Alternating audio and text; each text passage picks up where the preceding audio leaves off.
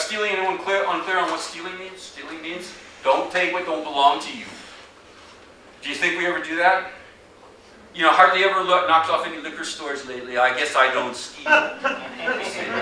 Are we stealing, for example, from future generations by using up all the resources that we're using? So, yeah, man, think about it. If you work at, I always say, if you work at an office, you're almost always stealing. I mean, you know, I used to work at an office, I would come home with like paper clips and, you know, staplers and extra paper, and then minimally you're on the phone to your, you know, friends and family when somebody's supposed to, you know, they didn't pay you, they didn't hire you to make phone calls. See, so what's stealing? Stealing is taking what doesn't belong to you. And we do that all the time. It made the top 10 list for a reason, you see. It's because all of these is what we're doing these all the time. That's why they made the top 10 list. And they're very, very detrimental. Because if you know, all shortages come from stealing. All shortages that you experience come from stealing. All people cheating you, you know, people, you hire a plumber and they charge you 10 times for the right rate, that comes from stealing. You stole from others. And that, here it comes back at you. Okay? It's all working like that. Everything. There's no karma-free zone. Okay? There's nothing that just happened randomly. See? Everything is in the nexus of causality. Sexual misconduct primarily means adultery. Heard that one before? As in, thou shalt not commit, or what is it, covet thy neighbor's wife, or whatever it is?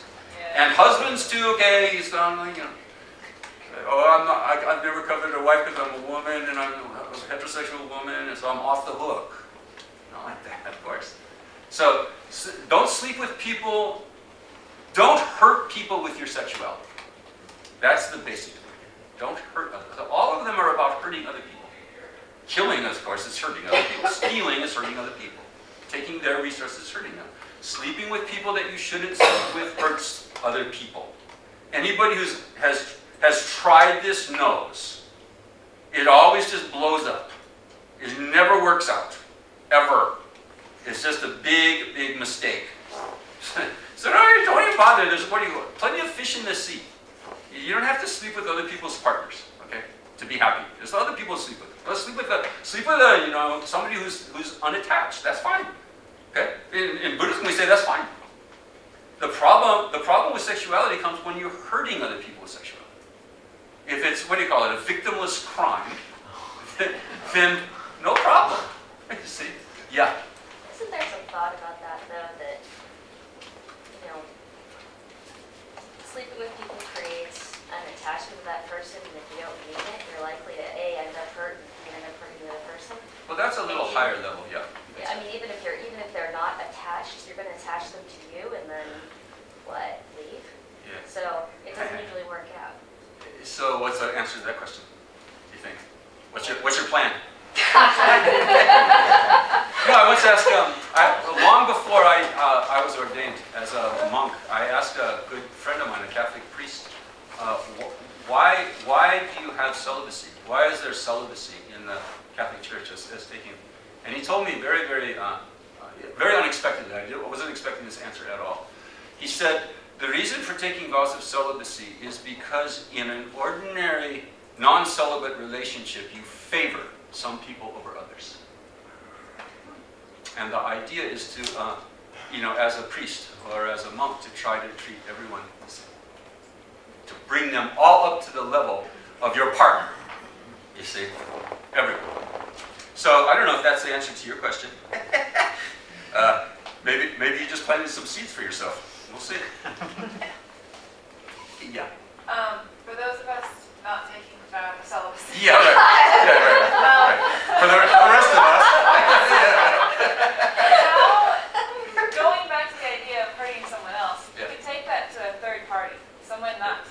And I'm asking, from your perspective, do you take it to a third party? If your sexual decisions will offend the moralities of others, how do you choose to act?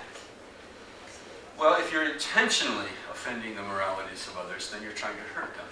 So that's one kind of answer to it. How, is it intentional? Is that why you're doing it? Well, if it's not, then that's their problem. If you're clear on it in your life, in your head, that this is actually the right thing to do, and another person is offended by it, well, that's their problem. I'd say that's their problem. If it's not hurting them, or if it's not your intention to offend them, then that's their problem. Yeah. Wouldn't there also always be some sort of risk of passing a disease, even if the partner were single or whatever? Well, interaction with other people at all levels runs that risk, I tell you. Yeah. I mean, you know, what is it? Who was it? John Paul Sartre said, "Hell is other people." You know, when we interact with one another, we include. It's risky. It's risky to interact with other people at any level. Don't you think? You know, you send kids to school, and all of a sudden they come back sick all the time. You know, when kids are at home, they seem fine. You send them to school, and they come down with every disease in the book. How'd that happen? What was the difference? Other people, other kids. So, all right. So we got through the 3 of the body. Now the 4 of speech. These are the top 10 misdeeds, according to the Buddhist list, and they're very similar to in other traditions. Very, very similar, as you can probably already tell. Don't lie. Don't lie. What's lying? Giving someone an impression different from the impression that you have about a situation. That's a lie. So if I say, if I'm like that Russell Crowe character, you know, in what was that, Beautiful Life? He was technically what we call in Buddhism crazy. Crazy person. See, that person, remember that guy? And he like all his imaginary friends. If I'm a person like that, and I think that this is the Empire State Building that I'm holding in my hand, and I tell you I'm holding a cup in my hand, that's a lie. Is it a cup? Yes. It's not a question, not a trick question. It is a cup. Is it the Empire State Building? No. What's the proof of that? Doesn't work. Doesn't function as the Empire. Does it work as a cup? Yes, it functions in my life. Okay?